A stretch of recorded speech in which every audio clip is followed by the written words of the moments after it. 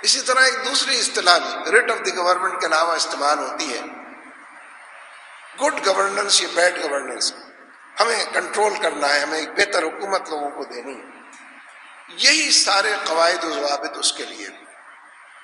اچھی گورننس کے لیے انصاف کی ضرورت، عدل کی میزان نصب کرنے کی ضرورت، لوگوں کی ضروریات پوری کی جائے، ان کی محرومیاں دور کی جائے، ان کو صحت فراہم کرنے کے مواقع دیے جائیں، ان کی تعلیم ان کے لیے عام کی جائے، ان کے رہنے سہنے کی سہولتیں ان کے لیے کھول دی جائیں.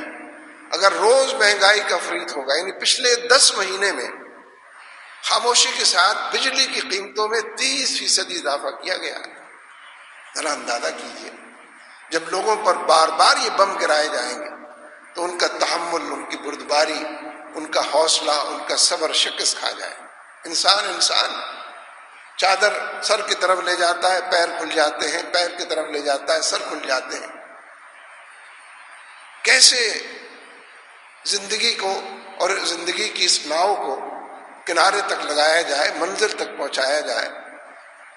تنخواہیں تو بعد میں آتی ہیں، پہلے ہی یوٹیلیٹی بلز اتنے آ جاتے ہیں کہ وہ سب کچھ پہلے ہی ختم ہو چکی ہوتی ہیں، پہلے ہی قرض کا بوجھ بڑھتا چلا جاتا ہے. اس لیے جس معاشرے کے اندر لوگوں کو حقوق میسر نہ ہو، ان کی زندگی اجیرن بنا دی گئی ہو، ان کا جینا دوبھر کر دیا گیا ہو، ان کے شب و روز مشکل سے گزرتے ہو، اندھیروں کے اندر گزرتے ہو، پسینہ پوچھتے گزرتے ہو، نہ نیند آتی ہو، نہ جاگ سکتے ہو. ٹھیک، یہ بچے جو امتحانات دے رہے ہیں آج کل، مصیبت سے دو چار. کس اندھیرے کے اندر روشنی کو تلاش کریں، کس روشنی کے پیچھے چل کر تعاقب کر کے بالآخر اس کو جھولی کے اندر سمیٹ لیں اور اس کا استعمال کریں. کن کن نئے نئے عوارض سے لوگ دو چار. لہذا اس کو گڈ گورننس نہیں کہا جاتا.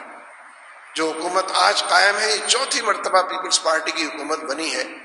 ہر مرتبہ روٹی کپڑے مکان کے کنارے پر بنی. روٹی کا جو آخری نوالا بھی منہ کے قریب ہے، وہ بھی لوگوں سے چھینا جا رہا. اور اسی پس منظر میں جب پھر وہ فیصلے ہوتے ہیں، کل ایک فیصلہ بڑا لوگوں نے دیکھا ہے، سنا ہے، آج پڑھا ہے، باچھیں کھلی ہوئی لوگوں کی. بھارت نے مذاکرات کے لیے حامی بھر لی. بھارت کے لیے ہم بڑے احسان مند ہیں، بڑے شکر گزار ہیں. کوئی پہلی دفعہ مذاکرات، دیکھیے مذاکرات کا دنیا میں کوئی بھی مخالف نہیں، اور ہم تو بدرجہ اولا افہام و تفہیم کی اجتماعیت، اپنے مقاصد کو بروئے کار لانے کے لیے دل و دماغ کی دنیا کو فتح کرنے کی اجتماعیت، اس کے قائل. مذاکرات کی دنیا میں کوئی ذی روح اور ذی فہم اور عقل آدمی مذاکرات کا مخالف نہیں. لیکن جب نظر آ رہا ہو، دکھائی دے رہا ہو، اندھے کو بھی نظر آ رہا ہو، بہرے کو بھی سنائی دے رہا ہو کہ مذاکرات معاملات کو ڈیلے کرنے کے لیے التوا کے ایک ہتھ کنڈے کے طور پر استعمال ہو رہے ہیں، اور مذاکرات امریکہ کے دباؤ کی وجہ سے ہو رہے ہیں. امریکہ کا یہ کہنا ہے کہ میز بچھی رہنی چاہیے، نظر آنی چاہیے مذاکرات کے ڈائلاگ کی. جو مسائل گمبھیر سے گمبھیر تر ہوتے گئے، اس میں سر فہرست کشمیر ہے، پاکستان اور بھارت کے درمیان. اسی کا آف شوٹ ہے، ایک فٹ نوٹ ہے اس کا، جو آبی جارحیت کی صورت میں رونما ہوا. آپ کے دریا خشک ہونے لگے. بھارت نے وہیں سے پانی بند کر دیا جہاں سے ان دریاؤں میں پانی آتا ہے. وہ اس وقت پانی چھوڑ دیتا ہے جب طغیانی ہوتی ہے. جب یہاں پر بھی بارشیں ہو رہی ہوں، سیلاب کی کیفیت ہو، وہ پانی چھوڑ دیتا ہے تاکہ پاکستان سیلاب کی نظر ہو جائے یا پھر پاکستان ریگستان ہو جائے، بوند بوند پانی کو ترس جائے. یہ کیا ارادے ہیں؟ یہ کون سے فیصلے ہیں؟ یہ کیا منصوبے ہیں؟ یہ دشمنی کے کون سے طریقے، کون سے ہتھ کنڈے ہیں؟ یہ کون سی نئی قسم ہے دشمنی کی؟ یہ 21ویں صدی کے جو دشمنی کے طور طریقے ہیں، کہ ایک ایک حوالے سے لوگوں کو ترسایا جائے. کشمیریوں پر بھی انسانی حقوق کی پامالی کی بدترین مثالیں ہیں ہر روز وہاں پر جو قائم ہوتی ہیں. سر کریک کا معاملہ ہے، سیاچن کا معاملہ ہے.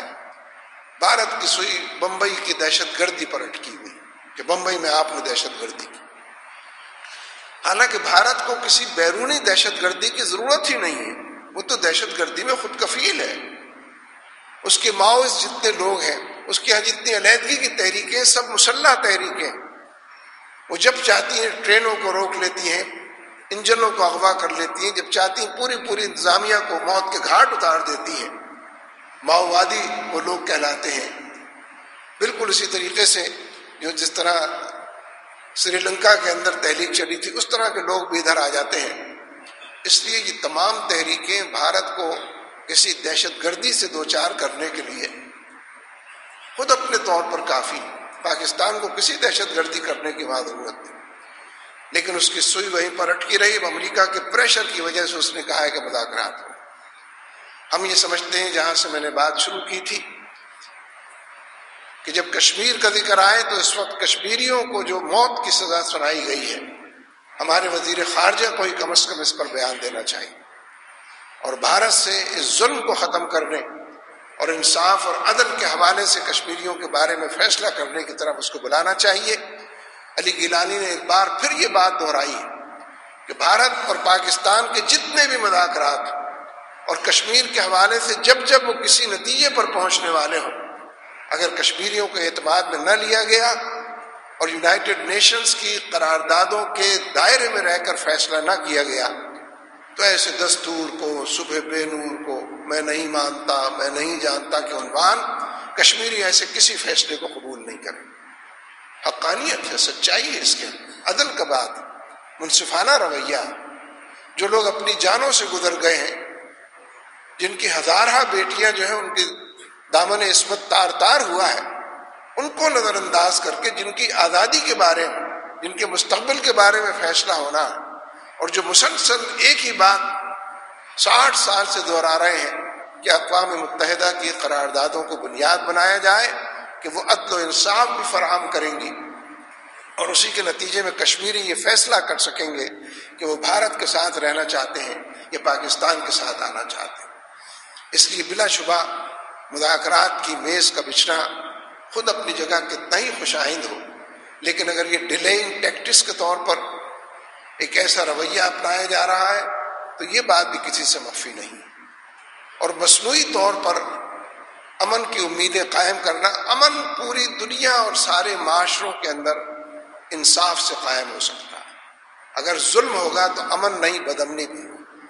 ظلم اور بدامنی جڑواں بھائی ہیں، یہ جڑواں بہنیں ہیں، جبکہ انصاف اور امن یہ بھی جڑواں بھائی۔ جس معاشرے میں لوگوں کے حقوق پامال ہوں گے، وہاں امن کا تصور ہی محال ہے، ناممکن بنا ہوا ہے۔ ایک مسئلے پر اور میں بات کرنا چاہتا ہوں۔